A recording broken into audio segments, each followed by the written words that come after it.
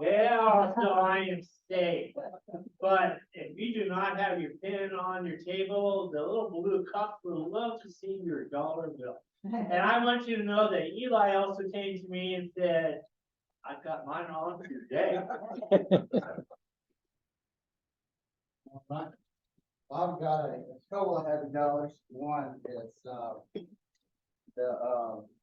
so our son, we're kind of working with going to a travel soccer team in Virginia. We've taken a little bit of the lead, and so far it's working out. So hopefully that all continues to work out well. But the main reason I'm happy is as I walk into here and I look out, knowing that it's the end of August, that the next 2 to 3 months will see me with a 12-foot rod or 2 or 3 at the end of a pier, hopefully with a 40+ inch drum on it. Right back. Oh, yeah. All right, let's get on to our speakers. Again, pleased to welcome the Veteran Advisories Council. So I'm gonna let you folks take the floor. I'm sure there's gonna be introductions going on. Who's starting off today, guys? Justin?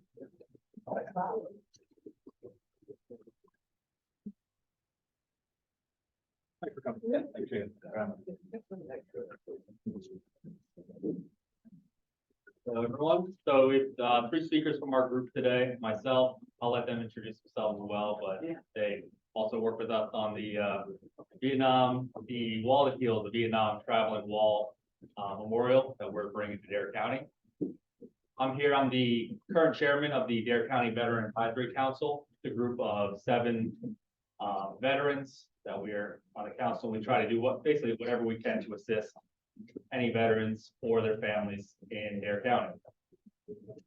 We're group, as I said, we're by veterans, we're for veterans and their families. We work alongside the community as well as the Dare County Veteran Service Officer to assist the veterans up there in any way. Basically, we're pretty open-ended any way we can. The ways we most commonly do is we provide resources on our website or in person. We also provide direction if we don't have a resource we can give, or we know someone that may be able to assist. We do have the Veterans Discount Card, which I actually have myself today. If you're not familiar with it, basically, you go through the Dare County Veterans Service Office, you get a discount that's taken in many different businesses here, mostly restaurants. But it's actually surprising how many do take it. And just for being a veteran, you get a little off your meals, which always helps. We also do many different events that, like the Soundside Market we were at recently, Aviation Day, Aviation Day at Manio Airport. Day at the docks we'll be at. We go all throughout Dare County. Upcoming the Seafood Festival, that's a big one. We get a lot of turnout for that. But we'll be there. We have our tent, and we have, like I said, different resources, different events, and everything we do is open to the public as well. Veteran or not veteran. It's the 4th Tuesday of every month at the Manio Administrative Building. Yeah, 6 o'clock. True. Usually it's scheduled for about an hour, depending how busy it is. It's sometimes shorter, sometimes longer. And then, the current big event that we're working on right now is we're bringing the Wall that Heals, the Traveling Wall Memorial, to Dare County this November. And we'll go in more detail on that because it is a pretty large project. Turn it over to my Philip. Yeah, use the video to run. Yeah, you want it to run? Yeah. I can probably do that. That's my job.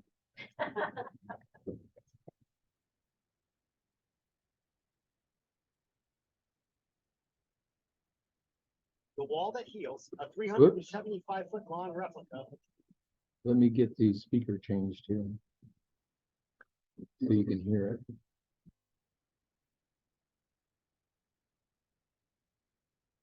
Just a second. While he's getting that ready, one other thing I meant to mention is our website as well is darenc.gov/vets, which has a lot of our online resources as well.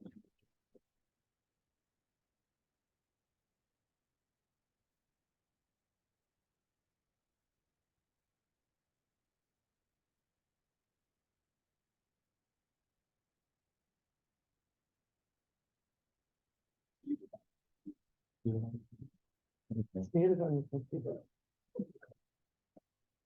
I wish I could help. Come on, Stan, narrative. Looks good, Stan. There you go. airnc.gov. No, it's just on the computer. Oh, guys, I'm sorry. I got it. I really do. I don't know who that person is. I think it's Yeah. This what you normally watch, Stan? It's not that one either.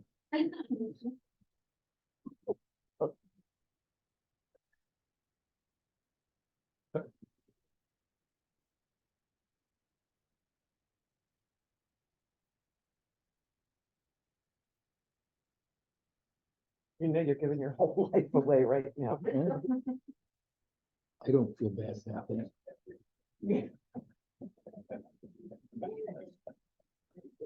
There was. The Vietnam Veterans Memorial in Washington, D.C., along with its Mobile Education Center, is coming to Dare County this November. This free exhibit honors the more than 3 million Americans who served during the Vietnam War and will be on display from November 16 to 19 at the Soundside event site in Nags. For more information and to find ways you can volunteer, donate, or become a sponsor, visit darenc.gov/wall. That was just a 30-second. Yeah, that's Okay.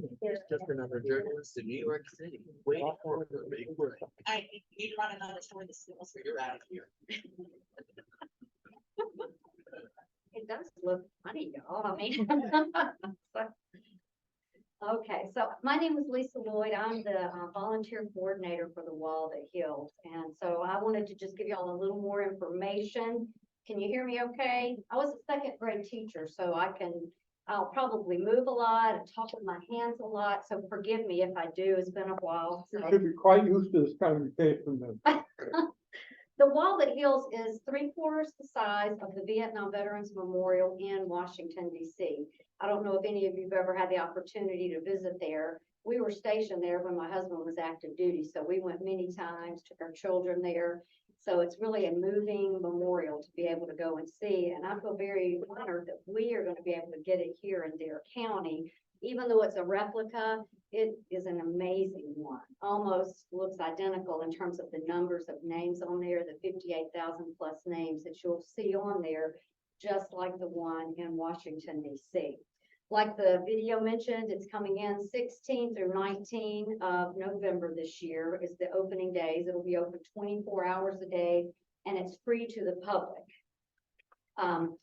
So, and a little bit of history or information, over 100 different locations across the country will apply to get the Wall That Heals to come into their community. Out of those hundreds of people, only 32 are finalized and selected for this honor. Dare County is also the last stop on this year's tour, which I think is really an honor too, to be the final stop before they rest before the next year. So I think that's really an honor for our community and our veterans to have that. Like I said, it has the 58,000 plus names on this wall, and it's transported into each community on a 53-foot trailer. Once that trailer is parked and unloaded with all of the pieces of the wall that it's contained, they will move it aside, and that trailer becomes a mobile education center. And it's the only one that has that, because there are other moving type walls, but this is the only one with a mobile education center. And it'll have some memorabilia, different artifacts from the Vietnam War that people have either donated or that have been carefully curated and are taken from place to place. They will have people from the Vietnam Veterans Fund that will be there to give you information about that. They'll offer guided tours as well. So if your group wanted to sign up as a whole, as a group, you can go into the website and do that, or you can just come individually as well. We encourage, if it's a group and you want a little more background information, go to that website and sign up to do a group tour, because I think you'll get a little more history and a little more personal one-on-one information. Now, I like to share with people, there's a couple of ways that you can be a part of this within the community. First of all, I encourage everybody to come out and visit. Don't just let this go and sit at Soundside event site for a couple of days and not go by there and at least take a look and look at those names, look at the artifacts that'll be in that, education center. Don't let that pass you by. Also, I encourage you to, like I said, set up that group tour with other friends, family members. Tell people that you may know outside of our own community. Encourage them to come. We want people to not just Dare County residents. We want people from all over to come and enjoy and see this, especially veterans who may not have an opportunity to get to Washington, D.C. and see the actual Vietnam Veterans Wall. So first of all, you can come and be a part of it by participating. Second of all, one of our really big needs is a volunteer. Something of this magnitude cannot take place without each person coming in and doing their part. Volunteers will be assisting with parking, directing people, greeting people, showing them to the tent that will be there to make a rubbing of each person's name. If you know someone's name, then you might be able to guide them to the section on the wall and show them where to go and find that. There will be a tent set up especially for that so that they will be able to do that. So we'll have a volunteer there who's willing to show them where that is and go over there and assist them and do the rubbing on there. You may not be able to physically move around, and that's okay. There's a volunteer tent that we're going to have. That's where the volunteers will check in. You'll find out your, job or role for that shift. And as I mentioned, with it being open 24 hours a day, the shifts are broken down into 4-hour shifts. Preferably, if you can stay that 4 hours, that would be wonderful. But if you need to come and go, just let us know. And I'll be glad to help you if you're not computer savvy or just not comfortable, or, so you don't have sign up genius, just let me know, because I can go in, help you go in and sign up. And because we're going to need to know a t-shirt size, you're going to get a t-shirt that indicates you're a volunteer, as well as if you're a veteran. We want that indicated on those t-shirts. One other thing that you can do is we want you to come and visit. We want you to volunteer, but also you can donate. Financial donations are how this is coming here. Where this is not a free event to come here. It's a free event to people to visit. It was not free. It comes at a great cost because of the transportation, the moving, the maintenance of this equipment. So you can always make a donation. And the website that is on there, we've got some cards we can give you. It's a beautifully well done website that will guide you on how to volunteer, how to go in and make a donation. So I really encourage you to go in and play around with that if you can and see all the information there. And then one other thing, and Patty may have a little more information on this, but I was going to talk about is the honoring your Vietnam veteran. Many people served and their name is on that wall, but many people came home, but they still struggled down the road years later. They may have been affected by Agent Orange, had PTSD, or just other service-related issues that are associated with them because they were in the Vietnam theater. So you can go in, if you know a family member or maybe someone else within your sphere of influence that has that person in their life, they can go in and do all the necessary paperwork to put the in memory for that person. Because just because their name isn't on that wall doesn't mean we do not want to have them honored within the community and within the country. Really want them remembered as well. And again, it's pretty straightforward. You need their DD-214, a death certificate, and proof, 2 pictures, whether it's, they prefer to have one when they were maybe in service in Vietnam, and then a current one or one before they passed away. So again, if you have any questions or concerns, you can call me and let me know, or you can go into the website and shoot off an email, because I'll get those and answer those. A critical timeline that I just wanted to cover, it's here 16 through 19, but some of the other events, it will arrive on November 14th. So the 18-wheeler will bring it in and they'll start somewhat of a setup that day. The 15th will begin with the completion of the setup, and then they'll have the first volunteer shift that day, starts at 2 p.m. and the wall will be open, even though that's not the official opening date. There is a training at 6 p.m. that evening for the volunteers.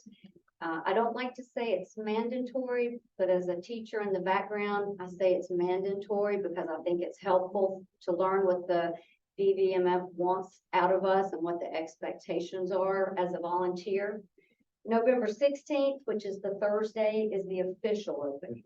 So that day at 10 o'clock, we will have an opening ceremonies. There's going to be several speakers there. And then I would say no more than an hour long, because we want to get to what this event is really about, which are the veterans and the names on the wall. And so we'll transition from that event to removing the chairs and just having the time of reflection and honoring those veterans. Again, open 24 hours, all those days. Friday, the 17th, there will be a candlelight service at 6 p.m. as well. Again, very straightforward and short, maybe 45 minutes.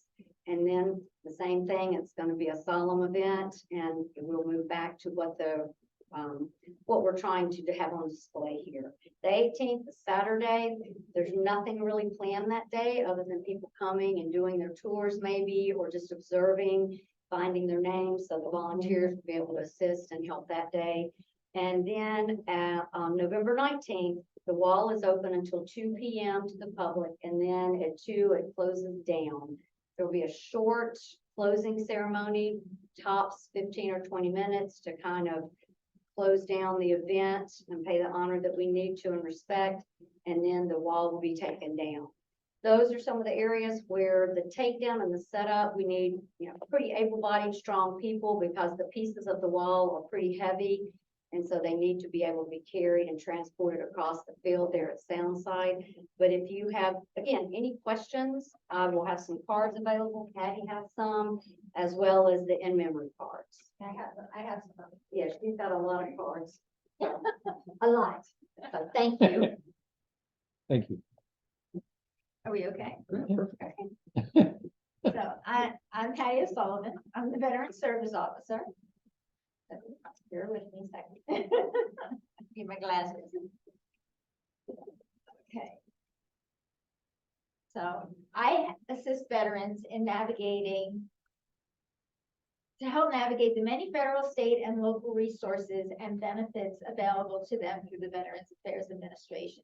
I've been Dare County's VSO for 7 years and been accredited by the VA, which gives me access to their computer program, as well as being authorized to sign certain paperwork needed for different benefits.